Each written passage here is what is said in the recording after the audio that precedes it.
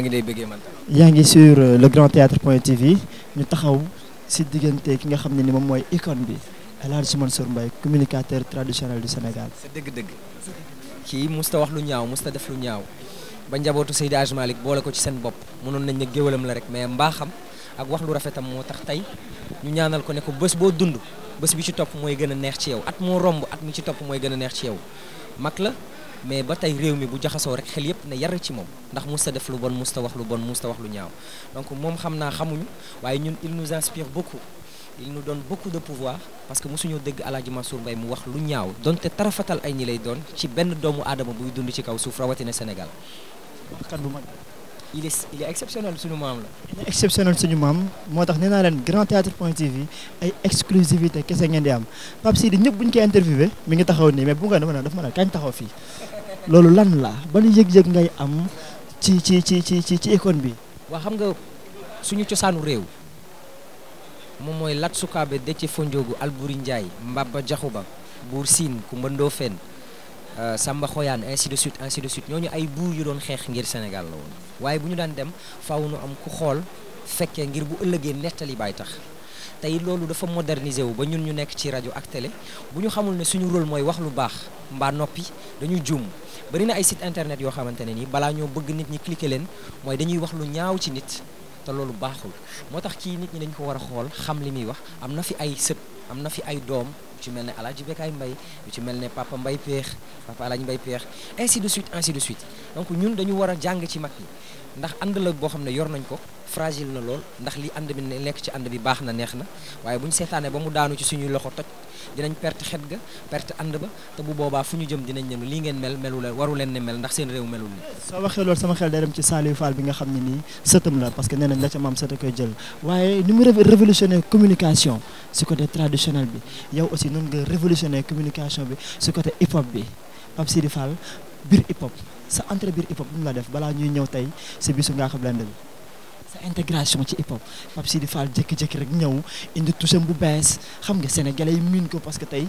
kuy seetaan aaru mbedd rek da ngay sentir tey jii ni saa émission boo xam ne nii hip hop la boo xam ne nii daal macha allah quoi. merci déjà ça fait plaisir ak Grand Théâtre TV moi je pense que Pape Sidi Fall benn sénégalais la rek bu juddoo Njaareem màggee Kaolack fala dalee ba fala jàngee lépp lu mu mën ci sama xam-xam c'est grâce à Kaolack donc je ne saurais jamais les remercier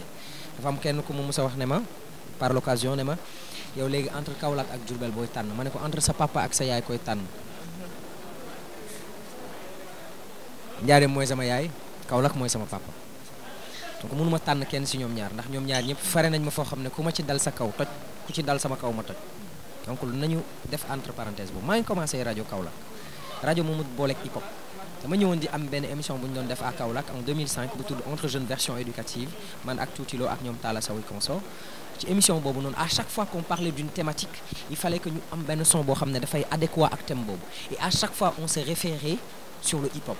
parce que amoon na war yëf ak yelleefi doomi aadama bu Abdou Guité boo xam ne ça parlait c'était thématique amoon nañ aussi fi nit ñi di rawante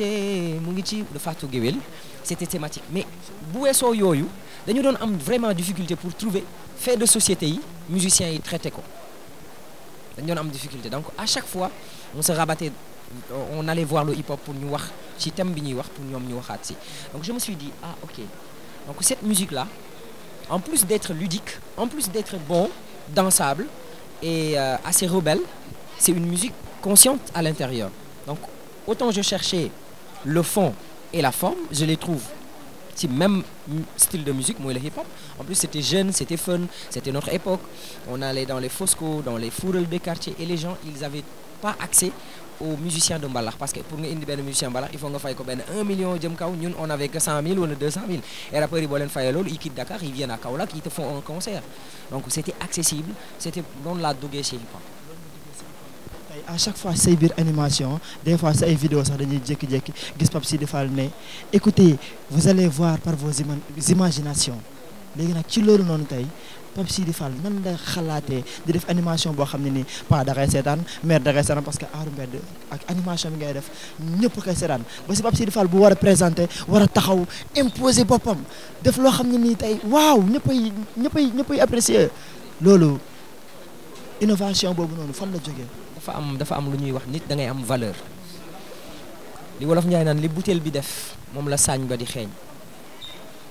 buñ la yaree sa kër yar boobu ñu la yar moom nga yóbbu fu nekk man ni may defee interview ak rappeurs yi noonu laay defee interview ak kilifa diine yi gën a mag ci réew boo demee Touba amut ku ma ci defalul interview ba ci xalif général des Mourides boo demee Tivaouane kilifa diine yi fa gën a mag dañuy bëgg def ak man interview parce que dañ naan xale bu loxoom setee dafay mën a bokk ak ay mag boo demee Medina Baye noonu boo demee Léona Niassène wala Ndiassane whatever dañ naan la kii dafa yaru yar boobu dafa am xumb wala neex deret ak ñàkk teggin ak vulgaire dañu jaawale nit mën ngaa reetaanlu mën ngaa saf xorom waaye mën ngaa bañ a ñàkki teggin mën ngaa bañ a wax lu ñaaw mën ngaa bañ a vulgaire boo fexee ba loolu nga trouver le juste milieu dafay baax parce que man dama mës a installé benn application bu bees temps yi bu tudd TikTok j'étais dans l'application TikTok et j'ai vu des filles yuy snap seen bopp naan gis nga bii ak ni mu neexee Papa Zaman moo ko moom j'ai été choqué ma ni lii du Sénégal ñun dañu xam worma sutura kersa jom fulla teraanga lu ma jomba def nit ñi di ma gis lu ma jomba def ci sa ginnaaw ruus naa ko def ci sa kanam et puis Baye Fall ma dafa neex nit ñi boobu moo desee dañ lay approprier dañ naan kii nekkul par exemple yow sa kër mën ngaa toog buggoo wax ak sa papa buggoo wax ak sa yaay buggoo wax ak seen waa kër nga tëju sa néeg jàpp télé man ak yow ñoo nekk si néeg bi on passe un bon temps man je ne m'en rends pas compte mais su ma la gisee donc li ma war moom mooy ma wàcce sama bopp ba xam ne yow nit nga comme man dama la war a respecter comme ni ma respecter nit ñi donc loolu je pense que boo ko defee di nga am équilibre le juste milieu ba mu neex mag neex xale ndax dina am yar dina am i teggin waaye dina am li ci nit ñi di wut mooy divertissement simplement léegi nag bu wax dëgg jotee wala wax fayda nañ la ca fekk nga mun koo wax ñu tegginu te doo gaañ kii doo gaañ kële doo te di nga artu ci leneen lu ñëwul parce que vaut mieux prévenir que guérir. vaut mieux prévenir que guérir Pape Sidy expliquer nga li nga xam ne nii tey moom mooy sa intégration ci hip hop Pape Sidy expliquer nga li nga xam ne ni tey moom mooy innovation ak touche bi nga apporté ci hip hop bi mais Pape Sidy Fall bëggoon nañ xam Pape Sidy Fall nekkinam 2S ak iRadio ñaar yooyu kenn laa jógu la ci de exclusivité bi fii lañ ko war a amee sur le grand théâtre.tv. Bon, 2S c'est une télé, une très grande télé, l'une des meilleures télévisions du Sénégal. Et iRadio, c'est une radio. Ça en dit tout. iRadio, c'est une radio. ITV? Non, je ne suis pas encore sur ITV. Musuma nek ITV. Musuma jaar ITV. Donc je suis à la 2S TV pour la télé et pour la radio, je suis à iRadio. Man dama gis mbeur bu am radio. Ma gis communicateur traditionnel bu am radio, Père Bekay. Ma gis politicien bu am rajo mais musuma gis animateur bu am rajo te pourtant rajo boo ko ubbee journalistes yi ak loo leen fay lu mu cher ak lu ñu am ay diplôme 30 minutes la seen édition di yem ñu teg ko fa dem uti émission mais animateur mooy téye par exemple antenne de 9h à 13h wala de 9h à midi il passe plus de temps avec les Sénégalais donc ñoom boo leen yéenewul jàmm yéenewoo ko sa bopp su ma demee ba benn mag ci ñun koo xam ne ku ko tudd référence dem ba góorgóorlu ba def ay sacrifice de soi ba teg télé wala rajo boppam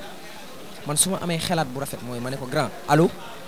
maa ngi ñëw ci sa télé wala sa rajo jàppale la lan nga bëgg ma defal la mu ne soxla naa la fii soxla naa la fii soxla naa la fii ma jàppale ko te yàlla rek tax du ay contrat wala ay affaires yu extraordinaire. iRadio Pape Sidy dafa dem comme bénévolat. Je suis parti pour appuyer Boops parce que am na yeneen rajo yu jógee si yeneen réew ñëw fi installé wu ñu ngi dox dama bëgg bu Boops ak bu Mamadou Ibra Kane bu Alassane Samba Diop dox comme yooyu rajo ni ñuy doxee l'expertise locale je ne suis pas raciste je suis juste nationaliste chaque mois mën nañ ma wax ne ma am 50 francs mu ngi nii jënd si essence beneen mois bi ñu ne ma am 100 francs mu ngi nii dooleel nañ la 100 francs mais waxuma leen fay leen ma juróom. mu leer si bopp Sénégal. je le fais parce que dama gëm Boops nit ku généreux la ku baax la ku yàgg a dimbale ay nit la donc bu tegee benn affaire am lu ma ci mën puus dinaa ko ci def ndax ëllëg bu ma taxawaloon lu mel ne lu Boops taxaw bëgg naa ko ma supporter bëgg naa ko ma accompagner si loolu. Pape Sidy Fall mi ngi 2S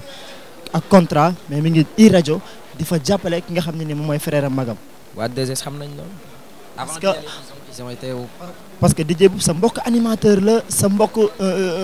koo xam ne nii mi ngi ci communication la moo tax nga dem jàppale. Non, DJ Boubs c'est une référence. Auparavant da ngay gis animateur yu ma malheureusement des fois da ngay màgg ci benn société boo xam ne animateur c'est un mot que rien nit ku tekkiwul dara la moom mooy ki nga xam ne dañ koy woo mu wax avant artiste bi di digg. L'artiste n'a même a plus de valeur que l'animateur alors que l'animateur passe plus de temps sur la scène. L'animateur c'est quelqu'un de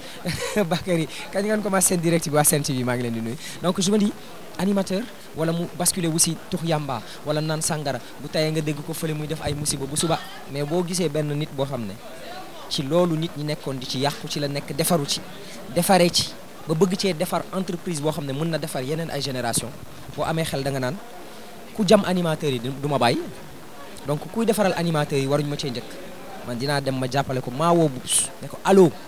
j'ai entendu que tu avais un projet mu ne ma waaw ma ne ko comment est-ce que je peux t'appuyer Pape Sidi ça me ferait plaisir viens à la radio on en parle je viens à Sacré-Cœur on en parle ce jour bi ñu ma présenté rajo bi si jour boobu laa def selfie ne leen kañ ngeen bëgg ma commencé ñu ne ma heure bu la neex tu viens j'ai commencé ce jour là donc ce qui veut dire que loolu c'est un truc instinct naturel u nit la. gars yi écoutez vous allez voir par vos imaginations. Ouais, l'imagination. loolu dafa garaaw. mais Pape Sidi Fall le 13 décembre 2018 le 13 décembre 2019 Ngaaka Blindé woote Grand Théâtre 13 décembre 2018 loolu loo ko gisee. 14 décembre ñu ngi génn jour bi mais bon nattu ngëneel la bu la ci yàlla jaaralee mooy loolu nga jaar ci yenn nattu yi daf lay defaat nit bi nga waroon doon bu baax bi nga war a doon et puis des fois la somme des erreurs de la vie fait d'une personne qu'elle soit expérimentée dans la vie des fois da nga am ay njuumte yoo xam ne dina tax musiba boobu daloon la te xamoo ko woon nga ci jàngalaale nga ci ay milliers de jeunes parce que pour man defar faux billet def ci clip garaawul woon mais bi ci Ngaaka amee problème la ñun ñëpp ñu jàng ne ah kon lii nangam mais ñu bañoon ko jël diaboliser ko def ci ay affaires yu mu waruloon a nekk il faut apprendre dans la vie donc c'est aujourd'hui qui c'est pas il signe son comeback hein. Il a déjà fait à l'arène nationale c'était un full arène nationale ñëw Grand Théâtre loolu raxas la rek xam na xaw ma yelandi wala raxas meer yeneen concert chaque samedi chaque vendredi chaque dimanche Ngaaka lay concert rek dama xamul sax lan lay jouer fii tey xam naa orchestre bi mooy différence bi mais Ngaaka moom defe naa daa concert ba nuroo Ngaaka mais c'est ça qui est bien donc il faut ce genre d'initiative que gars yi di leen accompagner di xool naka la ñuy def ba mun jàppale booy. Ngaaka Blindé war a def show mais Pape Sidi Fall tey sa show lan la Pape Sidi Fall pareel ñi nga xam ne ni xam nga ñoom ñooy public Ngaaka. mu show. parce que Ngaaka nee na ma xam nga su Pape Sidi defee ay bagages am lu mu war a def sama entrée Ngaaka bi ku ko tardé yow mun nga génn ñibbi quoi wala soo ñëwagulee mun nga toog. du ma show tey parce que avocat yi la ko tuddeewu ma ko man tuddee show yi ma doon showee parce que man lañ ko tuddee woon mais show yi moom avocat. mais Ngaaka def ma ne la nuit des avocats Sénégal dañoo nekkoon ay avocats moo tax tey jii ni mu ne la nuit des avocats rawatina avocats yi nga xam ne ni ñu ngi ko doon jàppale aussi. non Ngaaka defe naa la. defe yàlla tuddeewu moo tax tey doo day xaw a yemam. naa ci mos tuuti rek. mais le 31 décembre sa jumeau sama jumeau Modou Mbaye ñu war ko sargal Grand Dakar loolu loo ciy wax. Père Bécaye moom dafa ëppal muy dem di juddu 31 décembre di jëlaale xew mi di ko moomaale non Modou Mbaye mooy ma faali ndaa ma ko mën tëx bu déggee ren balaa déggati fukki balak ñaar nettu yi kooku c'est mon jumeau c'est mon frère y a pas plus modeste y a pas plus Baye Fall sénégalais yàlla nañu xam xol boobu li ci yàlla denc ci ngëneel. Modou Mbaye mooy suma idole mooy suma jumeau mooy suma lépp te su nekkee suma idole nekk suma lépp yow da nga koy nekk parce que yow yaay Modou mooy yow moo tax man maa ngi seen ginnaaw. boobu li ci nekk ci ngëneel yàlla na ko yàlla def jaamu yàlla yi xam ko Serigne Saliou rek lay nooy kooku dafa baax